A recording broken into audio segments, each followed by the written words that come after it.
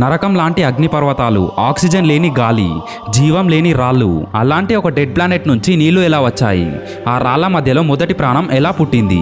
సముద్రంలో ఇదే చిన్న జీవి నేల మీదకు వచ్చి డైనోసార్లుగా మారి చివరికి ఈ భూమిని ఏలే మనుషులుగా ఎలా రూపాంతరం చెందిందో తెలుసా? ఇది ఎలాంటి కల్పితమైన కథ కాదు.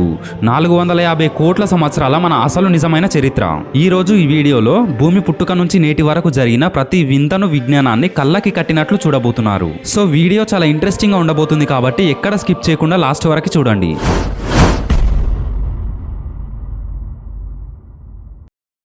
సరిగ్గా 450 కోట్ల సంవత్సరాల క్రితం సూర్యుడి చుట్టూ ఉన్న దుమ్ము, రాళ్ళు, గ్యాస్ గ్రావిటీ వల్ల ఒకదానికొకటి వేగంగా ఢీకొట్టడం మొదలుపెట్టాయి. అలా కోట్లాది రాళ్ళు కొట్టుకుని పుట్టిందే ఈ భూమి. కానీ అప్పటి భూమి ఇప్పుడు చూస్తున్నట్లుగా లేదు. అక్కడ ఉపరితలం అంతా కరిగిపోయిన లావాతో నిండి ఉండేది. టెంపరేచర్ 1200 డిగ్రీల సెల్సియస్ కంటే ఎక్కువ. ఆక్సిజన్ అస్సలు లేదు. కేవలం కార్బన్ డైఆక్సైడ్, నైట్రోజన్, నీటి ఆవిరి మాత్రమే ఉండేవి. భూమి పుట్టిన కొద్ది కాలానికే థియా అనే మార్స్ ప్లానెట్ పరిమాణంలో ఉన్న ఒక పెద్ద గ్రహం వచ్చి భూమిని అత్యంత వేగంగా ఢీకొట్టింది. ఆ దెబ్బకి భూమి ముక్కలై అంతరిక్షంలోకి ఎగిరిపడింది. ఆ ఎగిరిపడిన రాళ్ళు, దుమ్ము గ్రావిటీ వల్ల ఒకటిగా కలిసి మన చంద్రుడు ఏర్పడ్డాడు. అప్పట్లో చంద్రుడు భూమికి చాలా దగ్గరగా ఉండేవాడు. ఇక భూమి చల్లబడటానికి లక్షల సంవత్సరాలు పట్టింది. ఆ తర్వాత అంతరిక్షం నుంచి వచ్చిన కామెట్స్ అంటే తోకచుక్కలు మరియు ఆస్టిరాయిడ్స్ భూమిని వరుసగా ఢీకొట్టాయి. ఈ ఆస్టిరాయిడ్స్ లో చిన్న చిన్న నీటి బిందువులు క్రిస్టల్స్ రూపంలో ఉండేవి. కోట్లాది సంవత్సరాల పాటు ఈ ఉల్కాపాతం జరగడం వల్ల భూమిపై నీరు చేరి మహాసముద్రాలు ఏర్పడ్డాయి. నీళ్లు వచ్చాయి, సరిపోయింది.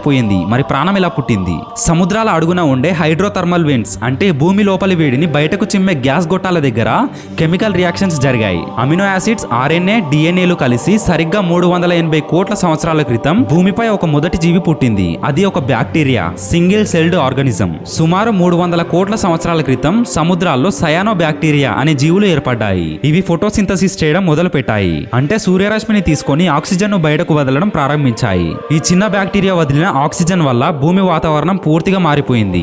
దీన్నే సైన్స్ లో గ్రేట్ ఆక్సిడేషన్ ఈవెంట్ అంటారు. ఆక్సిజన్ పెరగడంతో ఓజోన్ లేయర్ ఏర్పడింది. ఇది సూర్యుడి నుండి వచ్చే హానికరమైన అల్ట్రావైలెట్ రేస్ నుండి భూమిని కాపాడడం మొదలుపెట్టింది. ఇప్పటి వరకు కేవలం కంటికి కనిపించని బ్యాక్టీరియాలు మాత్రమే ఉన్న భూమిపై సరిగ్గా 54 కోట్ల సంవత్సరాల క్రితం ఒక ఊహించని అద్భుతం జరిగింది. దాన్ని కాంబ్రియన్ ఎక్స్ప్లోజన్ అంటారు. సముద్రాల్లో జీవుల పరిమాణం రాకెట్ వేగంతో పెరిగింది. కొత్త రకాల జీవులు అంటే కళ్ళు, కాళ్ళు, ఈకలు, పెంకులు ఉన్న ప్రాణులు పుట్టుకొచ్చాయి. వింత వింత సముద్రపు పురుగులు, పీతలు వంటివి వచ్చాయి. ఆ తర్వాత వెన్నుముక్క అంటే స్పైన్ ఉన్న మొదటి చేపలు రూపుదిద్దుకున్నాయి. ఇది మన చరిత్రలోనే అత్యంత ముఖ్యమైన మలుపు. సరిగ్గా 37 కోట్ల సంవత్సరాల క్రితం సముద్రంలో నీటి శాతం తగ్గిపోవడం వల్ల కొన్ని రకాల చేపలు ఈత రెక్కలను కాళ్ళుగా మార్చుకొని నేల మీద నడవడానికి ప్రయత్నించాయి. అలాంటి ఒక జీవే టిక్టాలిక్. ఇది సగం చేప, సగం ఉభయచరం. నీటిలోనూ ఉండగలదు, నేలపై ఊపిరి పీల్చుకోగలదు. ఈ టిక్టాలిక్ నేల మీద అడుగు పెట్టడం వల్లే ఈ రోజు మనం భూమి మీద నడవగలుగుతున్నాం. నేల మీదకి వచ్చిన జీవులు కప్పలు, రెప్టైల్స్ గా మారాయి. భూమి అంతా పచ్చని అడవులతో నిండిపోయింది. ఆ సమయంలోనే భూమిని ఏలటానికి ఒక భయంకరమైన జీవులు పుట్టుకొచ్చాయి.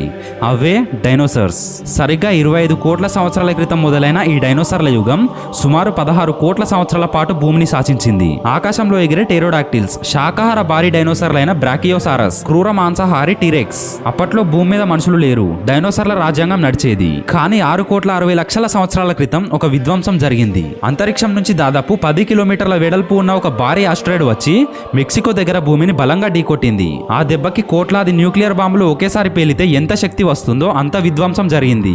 భూమి అంతా భూకంపాలు, సునామీలు, అగ్నిపర్వతాలు పేలిపోయాయి. దుమ్ము, ధూళి ఆకాశాన్ని కప్పేయడం వల్ల సూర్యరశ్మి భూమికి చేరాక న్యూక్లియర్ వింటర్ వచ్చింది. చెట్లు చనిపోయాయి. ఆహారం లేక 75% జీవజాలంతో పాటు డైనోసార్లు పూర్తిగా అంతరించిపోయాయి. డైనోసార్లు చనిపోవడం వల్ల ఒక రకంగా మనకి మేలు జరిగింది. డైనోసార్ల భయానికి భూమి లోపల గుంతల్లో దాక్కున్న చిన్న చిన్న మ్యామెల్స్ బయటకు వచ్చాయి. ఈ మ్యామెల్సే మన పూర్వీకులు. కాలక్రమేణా ఇవి ఏనుగులు, సింహాలు, తిమింగలాలు అండ్ కోతులుగా పరిమాణం చెందాయి. సరిగ్గా 60 నుండి 70 లక్షల సంవత్సరాల క్రితం ఆఫ్రికా ఖండంలో వాతావరణం మారిపోయి అడవులు తగ్గి గడ్డి భూములు పెరిగాయి. చెట్ల మీద ఉండే కోతులు కిందకి దిగి 2 కాళ్ళ మీద నిలబడటం నేర్చుకున్నాయి. ఆస్ట్రాలోపిథెకస్ 2 కాళ్ళపై నడిచిన మొదటి పూర్వీకులు. హోమో హ్యాబిలిస్ రాళ్లతో చిన్న చిన్న పనిముట్లు తయారు చేయడం నేర్చుకున్నారు. హోమో ఎరెక్టస్ నిప్పును కనుగొన్నారు. వేటాడడం, ఆహారాన్ని వండుకొని తినడం నేర్చుకున్నారు. నిప్పు వల్ల మెదడు పరిమాణం వేగంగా పెరిగింది. హోమోసేపియన్స్ సరిగ్గా 3 లక్షల సంవత్సరాల క్రితం ఆఫ్రికాలో ఆధునిక మానవుడు పుట్టాడు. మనం కేవలం బలంతో గెలవలేదు.